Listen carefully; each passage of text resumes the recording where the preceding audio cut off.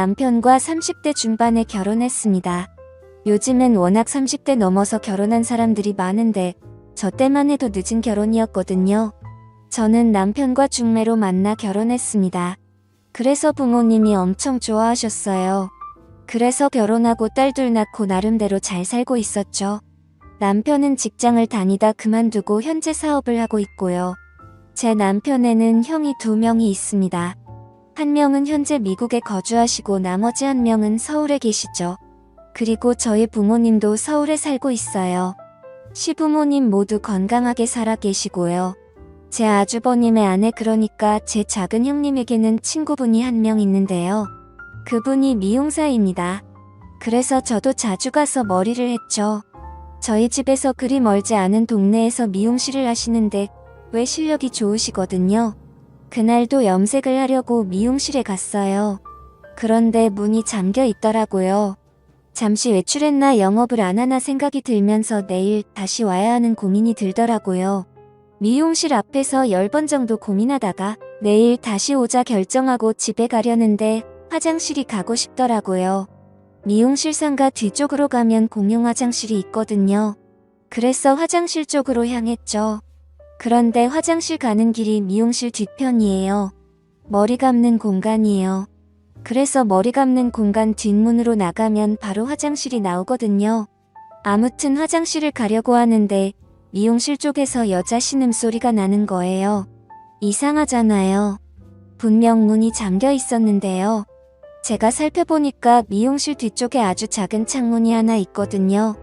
환기할 수 있는 창문이요. 그 창문이 아주 살짝 열려 있더라고요. 그래서 까치발을 들고 그 창문으로 미용실 안을 들여다봤죠. 근데 작은 형님 친구분이 거기에서 웬 남자랑 그 짓을 하고 있는 게 아니겠어요? 머리 감는 그곳에서 남자랑 아주 난리가 났더라고요. 그 친구분은 당연히 유부녀예요. 아이도 하나 있고요. 그 아이를 실제로 본 적도 있어요. 기가 막히더라고요. 유부녀가 미용실 문 잠가 놓고 웬 남자랑 그 짓을 하고 있으니까요. 근데 그 남자가 왠지 낯이 익었습니다. 그래서 아주 자세히 얼굴을 봤는데 아니 글쎄 저희 작은 아주버님이 아니겠어요? 그러니까 작은 아주버님이 와이프 친구랑 바람을 피우고 있는 장면을 제가 목격한 겁니다. 너무 놀라서 순간 저는 악하고 비명을 질렀어요.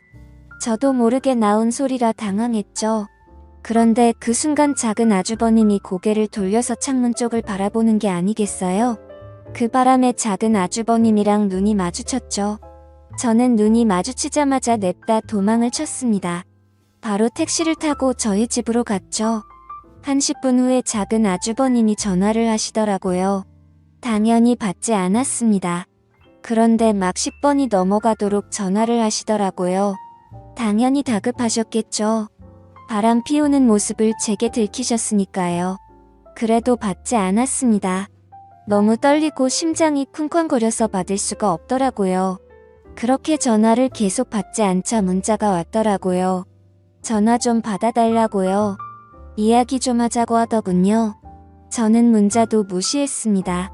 머리가 복잡해서 도무지 아무런 답장도 할 수가 없었어요. 그냥 남편 얼굴 보기도 민망하더라고요. 남편이 유독 작은 아주버님이랑 많이 닮았어요. 그래서 남편 얼굴 볼 때마다 작은 아주버님이 그 친구분이랑 그 짓을 하고 있던 광경이 생생하게 떠올랐습니다. 작은 아주버님은 제가 전화해도 받지 않고 문자도 무시하니까 아주 속이 타셨나봐요. 저희 집으로 평일에 출근도 하지 않고 직접 찾아오셨더라고요.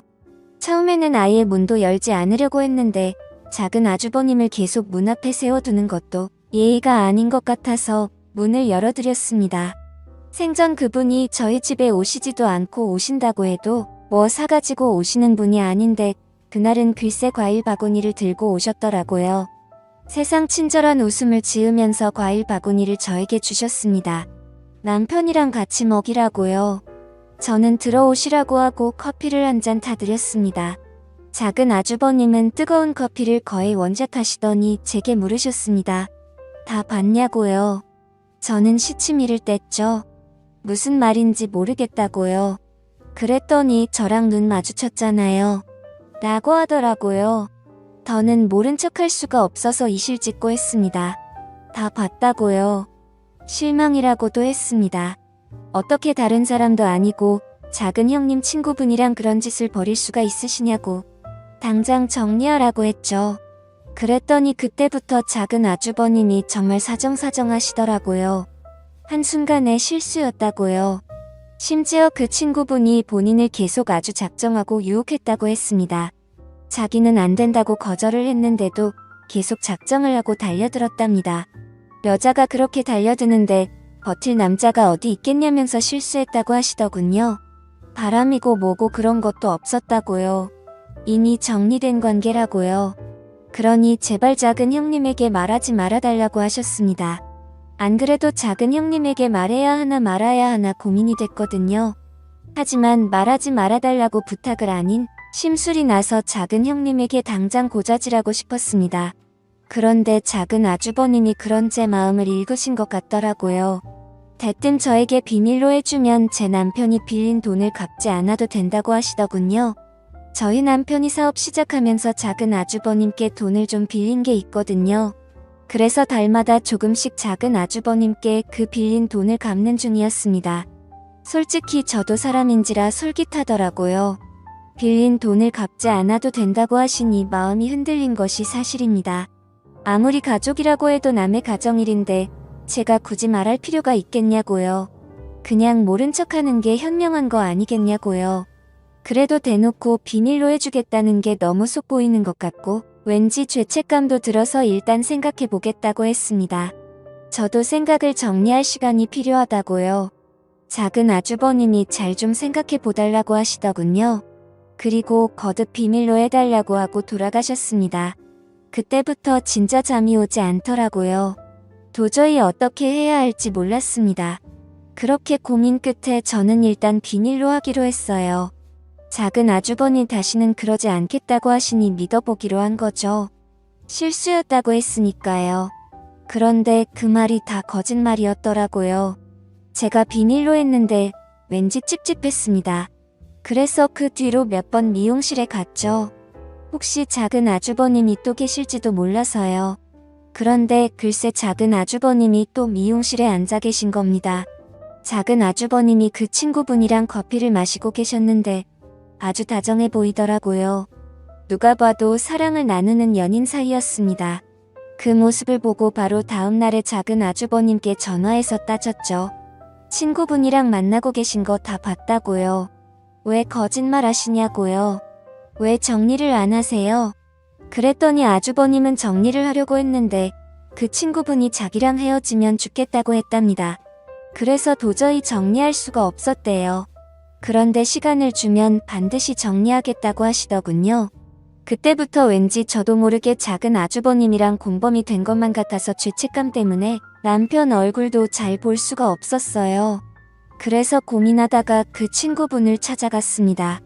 그리고 아주 잘 타일렀어요. 작은 형님을 생각해서라도 이러시면 안 된다고요. 제발 작은 아주버님이랑 정리하시라고요. 그래도 저는 그분이 나름 교양이 있고 생각이 있는 분이라고 생각했거든요.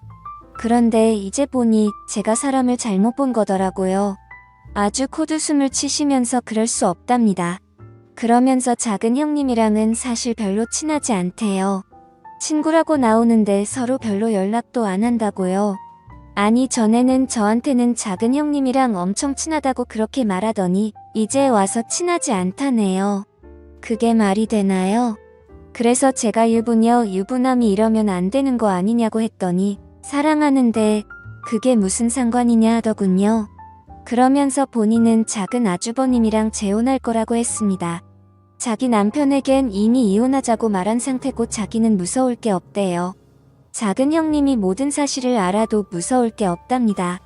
상간녀 취급을 받아도 작은 아주버님만 있으면 상관이 없다고요. 작은 아주버님에게 아주 푹 빠진 것 같았죠. 저는 작은 아주버님께 확실히 정리하라고 했습니다. 그분은 헤어질 생각이 없어 보이고 작은 아주버님이랑 결혼을 하겠다고 하는데 그럼 안 된다고요. 하루빨리 정리하라고 했죠. 알겠다고 하더군요. 시간만 주면 정리하겠다고요. 그리고 나서 2주쯤인가 모르는 번호로 연락이 와서 받았더니 그 작은 형님 친구분이더라고요. 무슨 일이냐고 물었더니 만나자고 하셨습니다. 할 말이 있다고요. 그래서 미용실로 찾아갔더니 엉엉 울면서 작은 아주버님이 바람을 피운다고 하더라고요. 아니 이미 그 친구분이랑 바람을 피우고 있는 작은 아주버님이 또 무슨 바람을 피운다니. 제가 그게 대체 무슨 소리냐고 했더니 글쎄 작은 아주버님에게 또 다른 여자가 있답니다. 본인이 얼마 전에 알아냈다고요.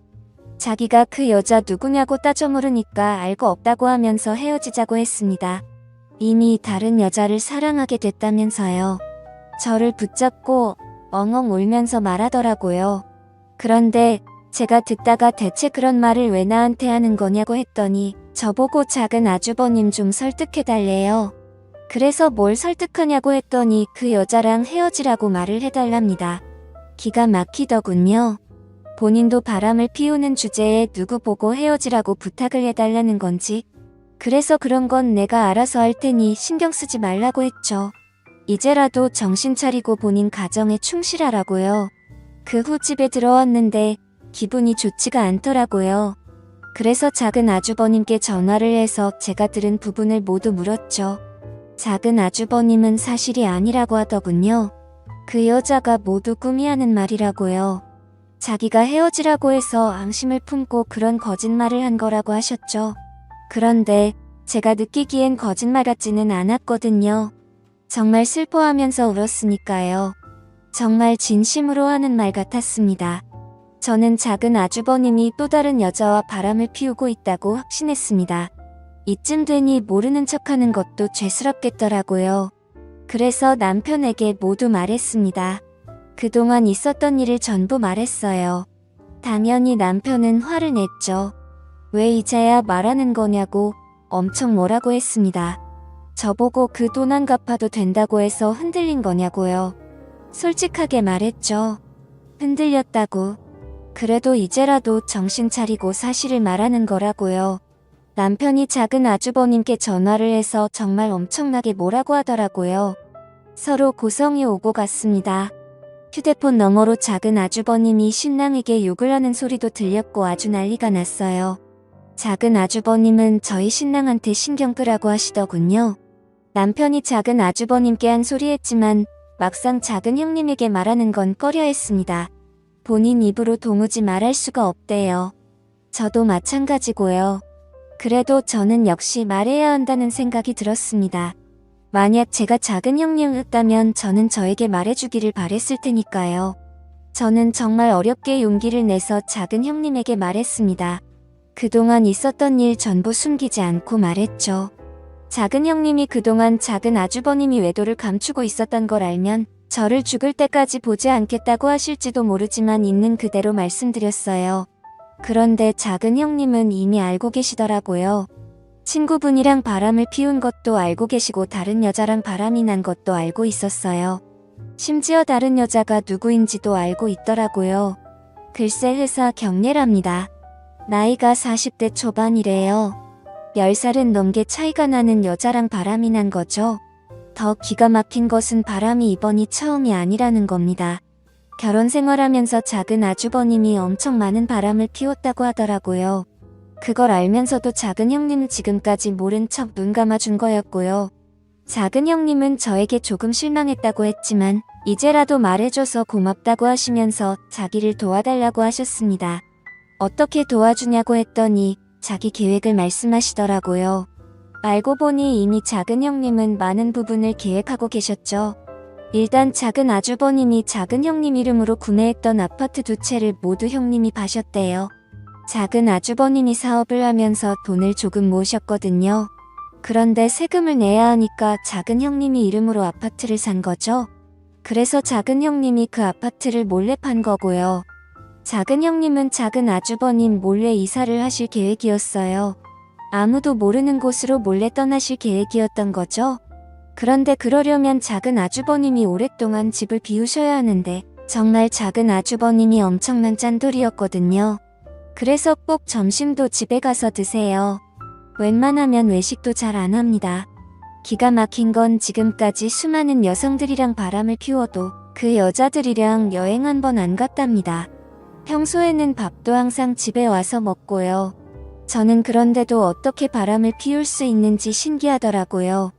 아무튼 그래서 작은 형님은 작은 아주버님이 오랫동안 집을 비울 신반이 있어야 한다고 하셨어요. 그동안 포장 이사를 불러서 이사를 해야 하니까요. 엄청난 계획을 저보고 도와달라고 하시더군요. 도와주면 지금까지 침묵했던 부분을 모두 용서해주겠다고 하시면서요. 고민이 많이 되었습니다. 나중에 일을 제가 도와준 걸 작은 아주버님이 알게 되면 큰일이잖아요. 그런데 다른 한편으론 작은 형님을 도와드리고 싶더라고요. 같은 여자여서 도와드리고 싶었습니다. 그래서 남편 모르게 작은 형님을 도와드리려고 고민을 하다 남편을 이용했어요. 낚시를 좋아하거든요. 그래서 작은 아주버님 데리고 낚시를 다녀오라 했습니다. 남편이 고민하다가 그러겠다 하더군요. 물론 작은 아주버님이 처음에는 가지 않겠다고 하셨어요. 남편이랑은 평생 보고 싶지 않다고요. 그래서 반협박을 했죠. 우리 남편이랑 낚시 가서 화해하지 않으면 작은 형님에게 모든 사실을 말하겠다고요. 그렇게 말하는데 안 갈 수가 있나요? 가겠다고 하더라고요. 그래서 아무것도 모르는 남편은 작은 아주버님을 데리고 낚시를 갔습니다. 작은 아주버님이 저희 남편이랑 1박 2일로 낚시를 하는 사이 작은 형님은 이사를 했습니다. 포장 이사를 불러서 이사를 했죠. 아무도 모르는 곳으로요.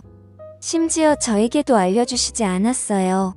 나중에 어른이 되면 자리를 잡고 나면 알려주겠다고 하셨죠. 그렇게 작은 형님은 떠나셨습니다. 당연히 집안이 뒤집어졌죠. 작은 아주버님 입장에서는 얼마나 황당했겠어요. 낚시를 마치고 돌아왔는데 와이프가 짐을 모두 빼고 떠나버렸으니까요. 작은 형님에게 전화를 해봤는데 없는 번호라고 했답니다. 정말 증발해버린 거죠. 작은 아주버님이 저에게 전화해서 엄청 난리를 피우셨어요. 혹시 알고 있었냐고요? 저는 당연히 몰랐다고 했죠. 시치미를 떼면서 몰랐다고 했습니다. 어떻게 그런 일이 있을 수 있냐면서 놀라운 척했죠. 황당한 건 남편도 마찬가지였어요. 저보고 진짜 아무것도 몰랐냐고 하더라고요. 저는 당연히 모른다고 했고요.